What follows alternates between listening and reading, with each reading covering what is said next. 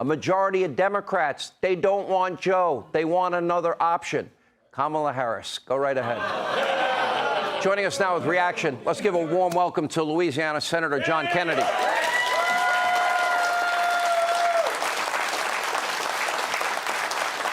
Senator, we have 13 dead Americans. We had John Kirby at that podium lying through his teeth.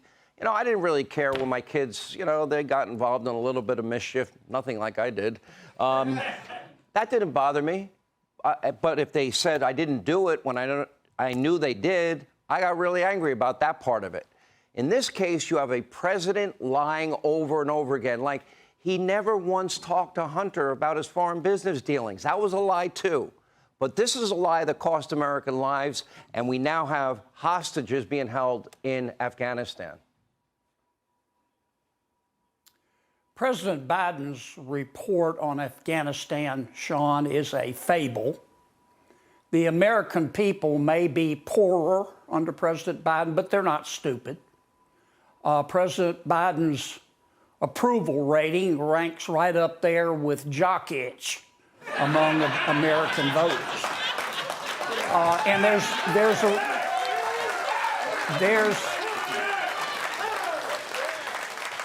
there's a reason for that. It's the president's, in part, his surrender to the Taliban in Afghanistan.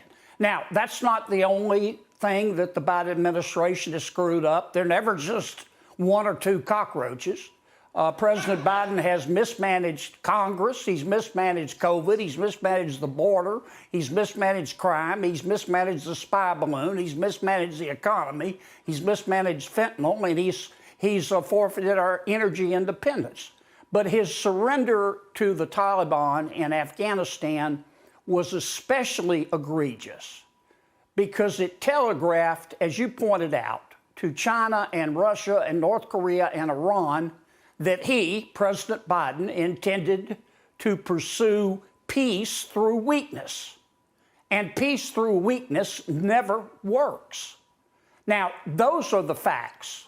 It gives me no joy to recite them, but unless you're a woker, or unless you have a neck tattoo, or unless you have both, you're both, you know that I am correct, and the American people know that I'm correct.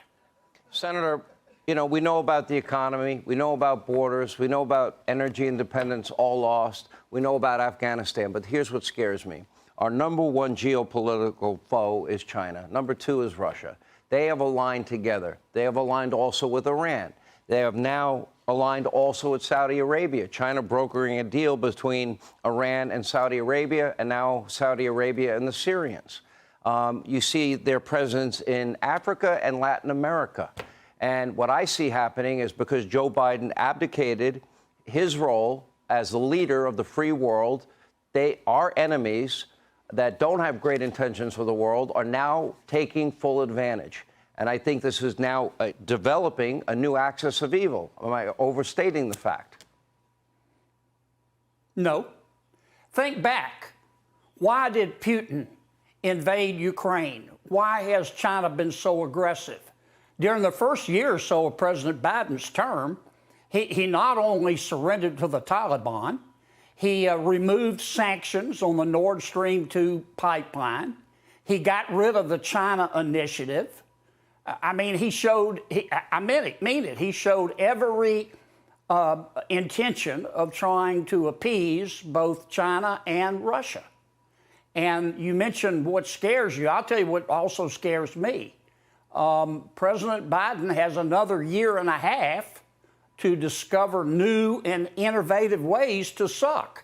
And it is a dangerous world out there.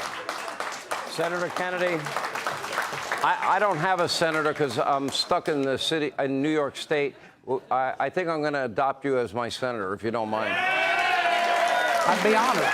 We appreciate you being here. Thank you, Senator. Hey, Sean Hannity here. Hey, click here to subscribe to Fox News YouTube page and catch our hottest interviews and most compelling analysis. You will not get it anywhere else.